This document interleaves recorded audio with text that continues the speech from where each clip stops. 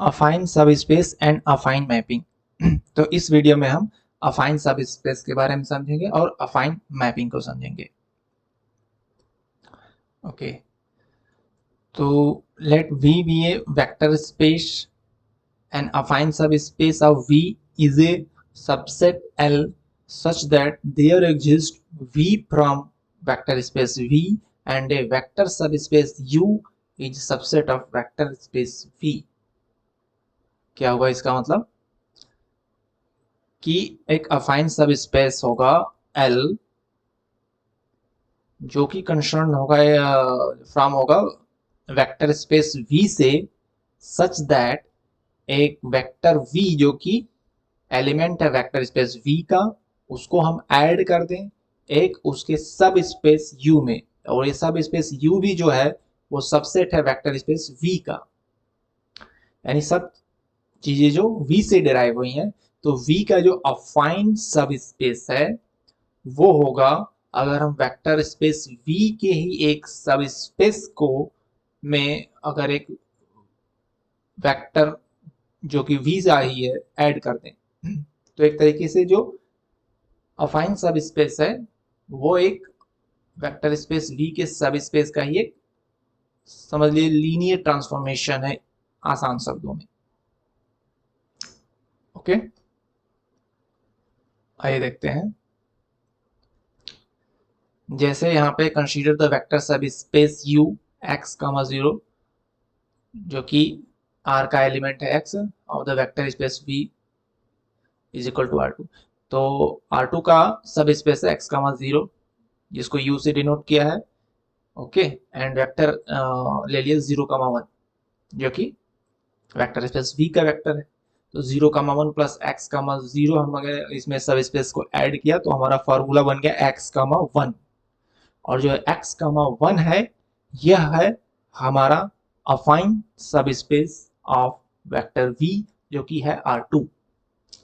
तो अब ये देखिए कि x, 1 जो हमारा ये वेक्टर सब स्पेस बना है जिसको हमने अपने वेक्टर स्पेस R2 से ही निकाला है, ये एक अफाइन सब स्पेस है।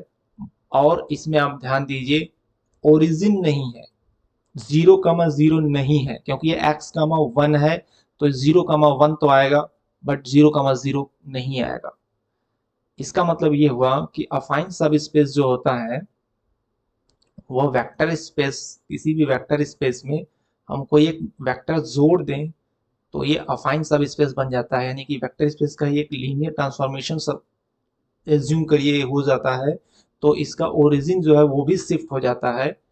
तो चांसेस आर देयर कि जो अफाइन सब स्पेस है उसमें ओरिजिन हो ही नहीं। सो L is an अफाइन space with corresponding vector सब स्पेस इज U। यहाँ पर करस्पॉन्डिंग वेक्टर सब स्पेस इज U, इस पर ध्यान दीजिए, ये क्वेश्चन में पूछा जा सकता है कि करस्पॉन्डिंग वेक्टर सब स्पेस क्या है। तो यहाँ पर U है और उसको हम कैसे डिराइव करेंगे ये हम जब क्वेश्चन करेंगे तो पता चलेगा। ओके, मैं मोस्टली थ्योरी पार्ट कवर कर रहा हूँ, क्वेश्चन आप देख लेना। और एक्सप्लेनेशन के लिए हमने क्वेश्चंस के सॉल्यूशन वीडियोस भी अपलोड किए हैं, उसे भी देख लेना। फिर भी अगर डाउट हो तो हम जब नेक्स्ट डाउट सेशन रखेंगे आप उसमें पूछ सकते हैं। तो subspace U corresponding to an affine subspace L V plus, okay, the subspace U corresponding to an affine subspace L जो कि है V प्लस U, ये U यूनिक होता है, ये U यूनिक होता है but V is not unique. V is not unique, जो हम वेक्टर हम ऐड कर रहे हैं वो यूनिक नहीं है, उसके जगह पर कोई दूसरा भी वेक्टर लिया जा सकता है, लेकिन जो करस्पॉन्डिंग सब स्पेस होगा U वो यूनिक होगा किसी भी एक अफाइन सब स्पेस के लिए। जैसे यहाँ पे लिख एग्जाम्पल प्रूव किया है L is equal to V plus U and L is equal to V prime plus U prime. V prime तो चेंज हो सकता है क्योंकि मैंने कहा कि ये यूनिक नहीं होता है वेक्टर, बट जो अफाइन सब स्पेस है वो यूनिक होता है। तो अब क्लेम में प्रूफ करना है कि U is equal to U prime. चलिए देखते हैं कैसे इसने इसको किया है। U belongs to U, then V plus U is an element of L. Okay, hence V plus U is element of V prime plus U prime, जो कि इसका डेफिनेशन से है। So there exist u prime belongs to u such that v plus u is equal to v prime plus u prime. ऐसा क्यों कहा? So there exist u prime element of u such that v plus u is equal to v prime plus u prime। v plus u क्या है? v plus u है l and v prime plus u prime क्या है? ये भी l है। Okay, तो ये कह रहा है कि so there exists u prime again v prime is equal to v prime plus 0 element of l as 0 is element of u, क्योंकि u हमारा सब स्पेस है तो सब स्पेस में 0 वेक्टर होगा ही, तो v प्राइम प्लस 0 हो गया। So v prime is equal to v plus u1 for some u1 belongs to u prime, जो कि जिससे हो गया कि v prime minus v is equal to u1 for some u1 and v prime minus v is element of u prime, hence we have v plus u is equal to v prime plus u prime and v prime minus v plus u prime। so v prime minus v is a element of u prime, so u prime is element of u prime, we have u element of u prime, so u is a subset of u prime। by similar argument we have u prime is a subset of u। दोनों same argument से आप दोनों को subset proof कर सकते हैं और ये कंक्लूड करेगा कि u is equal to u prime. Okay, इसके डीप में जाने की जरूरत नहीं है, बट इजी वे में समझाया है एक्सप्लेन करके कि ये जो होता है u प्राइम यूनिक होता है। तो यहाँ पर जो टेक अवे है वो ये है कि u सब स्पेस जो है वो यूनिक होता है, यूनिक होता है, ये यूनिक होता है। v चेंज होगा बट u यूनिक होगा। ओके, आगे बढ़ते हैं। डायमेंशन ऑफ अफाइन सबस्पेस, तो अफाइन सबस्पेस का डायमेंशन क्या होगा? we say an affine subspace is n dimensional if the corresponding subspace u is n dimensional। u का जो डायमेंशन है जो कि corresponding सबस्पेस है वही डायमेंशन होगा अफाइन सबस्पेस का भी। Okay, two dimensional अफाइन subspace, two dimensional अफाइन subspace में क्या क्या सबस्पेस हो सकता है? टू डायमेंशनल अफाइन सबस्पेस का मतलब हो गया R2। तो R2 के सबस्पेस में क्या क्या चीजें आती हैं? एक आता है जीरो सबस्पेस, जीरो सबस्पेस जो कि R2 में होगा, जो कि ओरिजिन है 0,0 या कोई पॉइंट भी ले सकते हैं a,b, तो ये R2 का एक हो सकता है सबस्पेस। दूसरा हो सकता है any straight line passing through origin with slope m, जो कि होगा x plus x and mx। जो ओरिजिन से लाइन पास होगी उसका डेफिनेशन क्या होगा? जो ओरिजिन से पास होगी वो हो गया उसका स्लोप mx। लाइन का फॉर्मूला होता है mx प्लस c, जो कि c होता है उसका y एक्सिस पार्ट होता है, जो कि mx प्लस c कि y एक्सिस पे उसको किस पे कट कर रहा है, अगर x 0 है तब। तो यहाँ पर अगर हम ओरिजिन से पास वाली लाइन लेते हैं तो ये सिर्फ mx होगा, तो y is equal to mx होगा जब x कामा mx।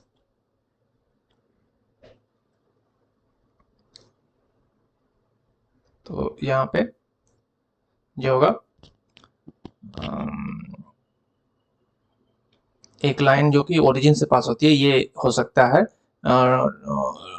टू डायमेंशनल सब स्पेस का हो सकता है, और the whole vector space R2 with usual addition scalar multiplication, और ये इसका सब स्पेस होता है whole vector space R2। The translation of these three types of vector spaces are all possible affine subspace of R2। और इन तीनों का जो कि एक पॉइंट हमने लिया a,b, एक सीधी लाइन जो ओरिजिन से पास होती हो और एक होल R2, इनका जो ट्रांसफॉर्मेशन है, ट्रांसलेशन जो ट्रांजिशन है, वही तीनों के तीनों चांस का जो चांस होगा वो अफाइन सबस्पेस होगा। यानी हम a,b को अगर हम 0,1 से इसको ट्रांजिशन कर दें, यानी कि a,b+1, तो ये हो जाएगा अफाइन सबस्पेस। y, mx है, x, mx है, ये एक लाइन का है, तो इसमें अगर हम 0,1 जोड़ दें तो हो जाएगा x कामा एम एक्स प्लस 1, ये अफाइन सब स्पेस हो गया। और R2 में भी इसी तरह से हम एक्सप्लेन कर सकते हैं कि R2 का भी फार्मूला बना सकते हैं जो कि अफाइन सब स्पेस का फार्मूला होगा। ओके, अब 3 डायमेंशनल अफाइन सब स्पेसेस, 3 डायमेंशनल अफाइन सब स्पेसेस में क्या क्या आ सकते हैं। तो पहले तो हम ये देखेंगे 3 डायमेंशनल वेक्टर स्पेस में क्या क्या सब स्पेस इसके पॉसिबल हैं, और उसी का जो है ट्रांसलेशन जो होगा वो अफाइन सब स्पेस होगा। तो पहला जो चीज पॉसिबल है वो जीरो सब स्पेस नहीं, 0,0,0। देखिए यहाँ पर 0,0,0 लिया है, ए कामा बी कामा सी, या फिर आपके लिए मैं कहूँ तो एक्स कामा वाई कामा जेड नहीं लिया है। क्या हो गया, इरेजर नहीं काम कर रहा है, ये नहीं मिटेगा, पेन भी नहीं काम कर रहा है, समस्या क्या है। ओके,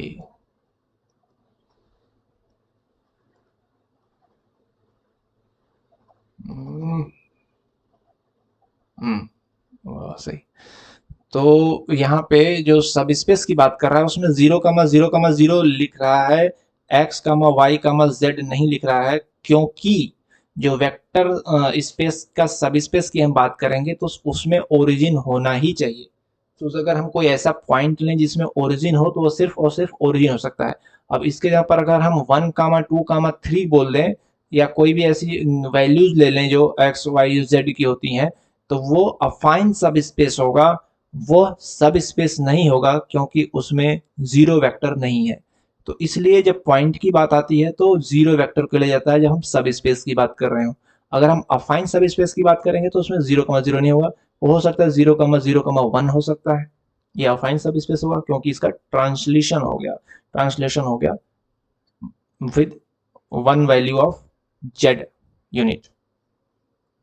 तो पहला तो एक पॉइंट हो गया जो 3 डायमेंशनल में एक सब स्पेस होता है। दूसरा है any straight line passing through origin, जो ओरिजिन से पास हो रही है ऐसी कोई स्ट्रेट लाइन ले लें और इसका जो वैल्यू होगा वो एक सब स्पेस हो सकता है R3 में।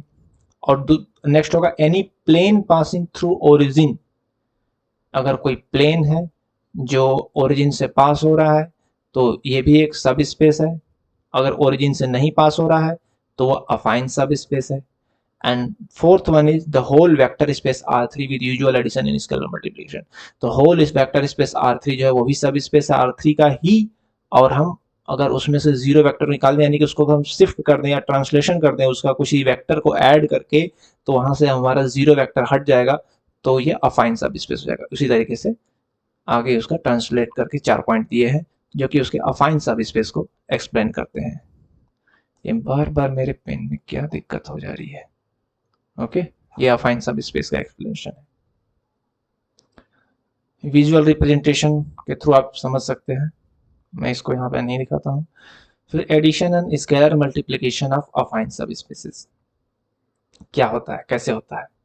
Addition and scalar multiplication of affine subspace. देखिए यहाँ पर हम सब स्पेस की बात कर रहे हैं, हम किसी एक वेक्टर की बात नहीं कर रहे हैं, किसी एक न्यूमेरिकल वैल्यू की बात नहीं कर रहे हैं, हम पूरे सब स्पेस की बात कर रहे हैं। तो हमारा जो भी फॉर्मूला होगा, जो भी एक्सप्रेशन होगा वो रिगार्डिंग सब स्पेस होगा, यानी कि वहां पर कोई वैल्यू फिक्स नहीं होंगी, हम एक common formula, common expression generate करने की कोशिश करेंगे। जैसे यहाँ पर L एक अफाइन सब स्पेस है जिसमें V प्लस U है अफाइन सब स्पेस, और L प्राइम है जिसमें है L प्राइम है V प्लस U प्राइम। यहाँ पर देखो क्या है, L and L prime the two arbitrary element of L। Okay, L हमारा है एक अफाइन सब स्पेस है, ठीक है, L हमारा एक अफाइन सब स्पेस है, यहाँ पर वेक्टर स्पेस नहीं, अफाइन सब स्पेस है।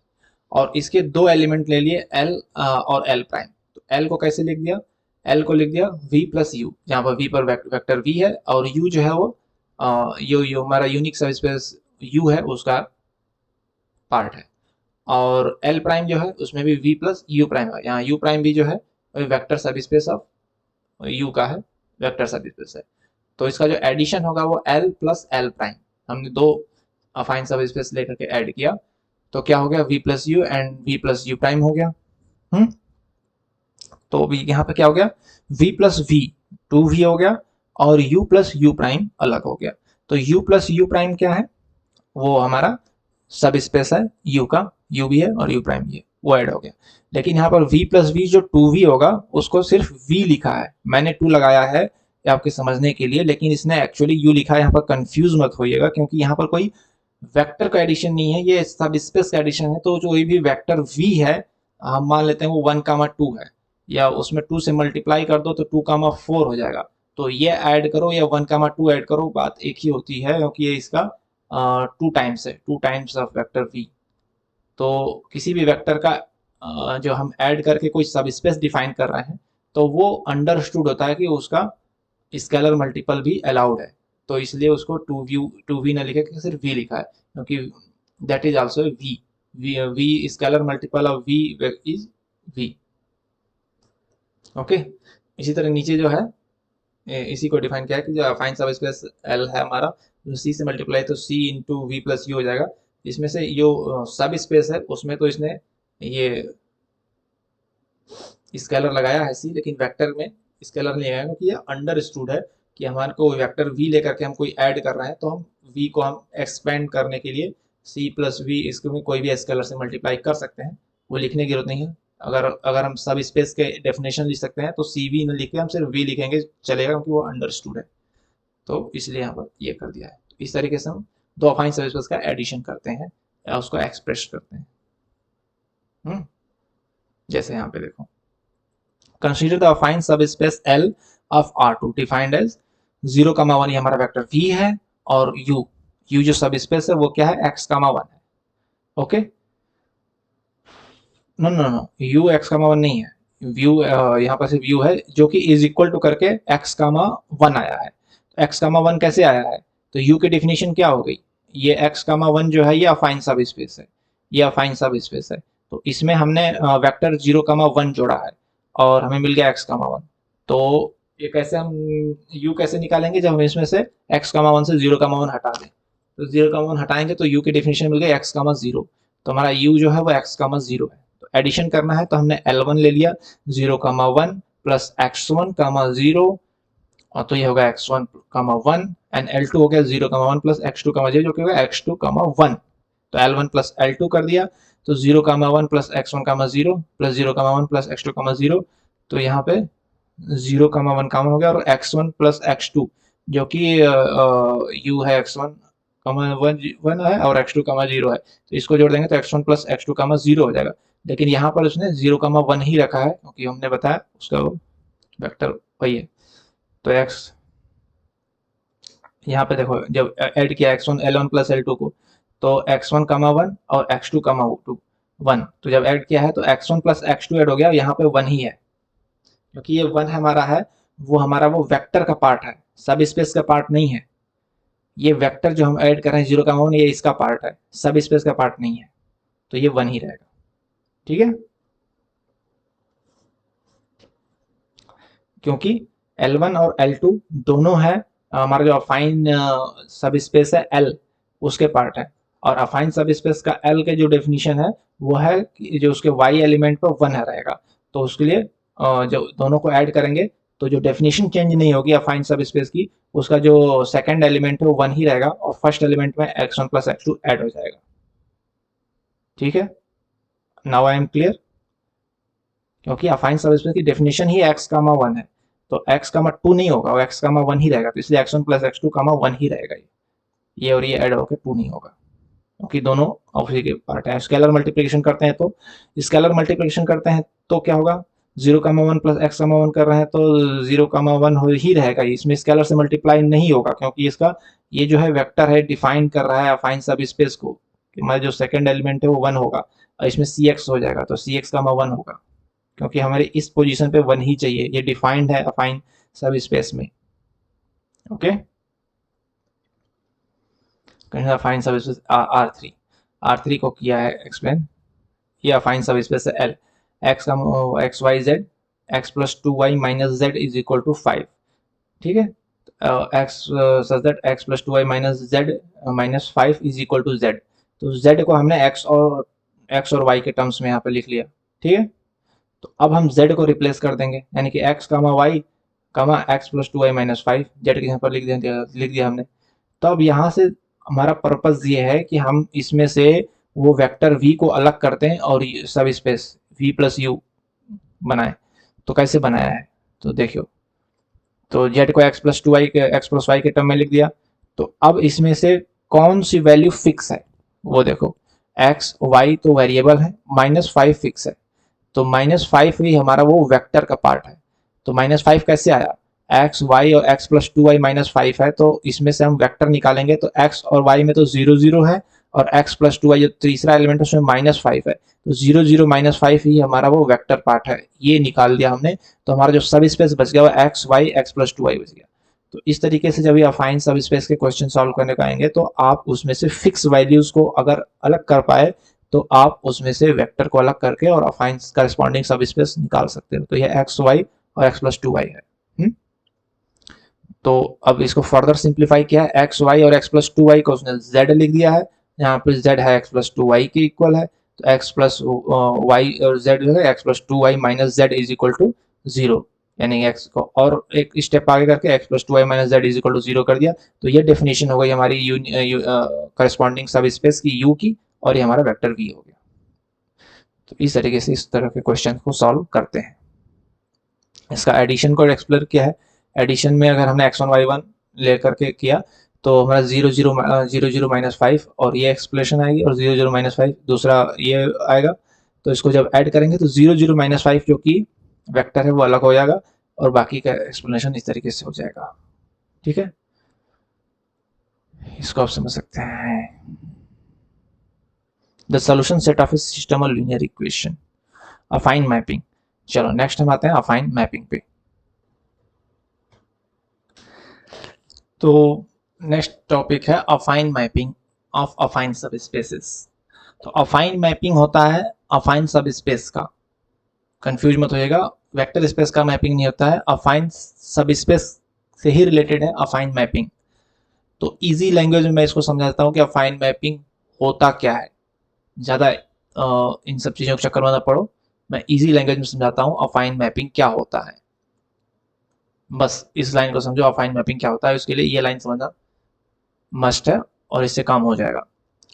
तो affine mapping corresponding to a linear transformation, affine subspace के लिए ही अफाइन मैपिंग होता है। अफाइन सब स्पेस हमारा क्या है, एल हमने पहले डिफाइन किया था।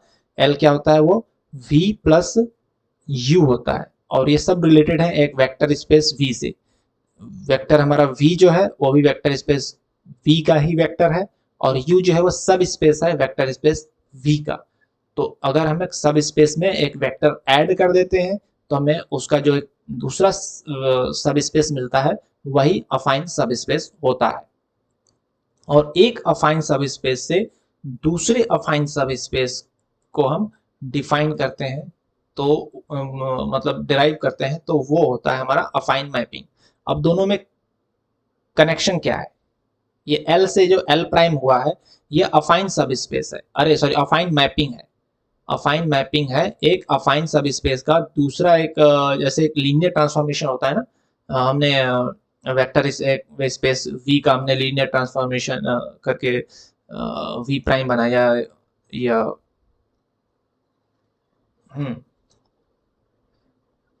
तो यही अफाइन सब स्पेस का मैपिंग है एक दूसरे अफाइन सब स्पेस में, होता है L प्राइम। तो इसमें क्या कनेक्शन है दोनों में, देखिए एल अफाइन मैपिंग जो होती है, एल जो होता है L टू L प्राइम है, V प्लस यू से V prime plus U prime है। इनमें कनेक्शन ये है कि ये जो V प्राइम है ये कहाँ से आया है, ये V से ही आया है, एक V का एक फंक्शन है।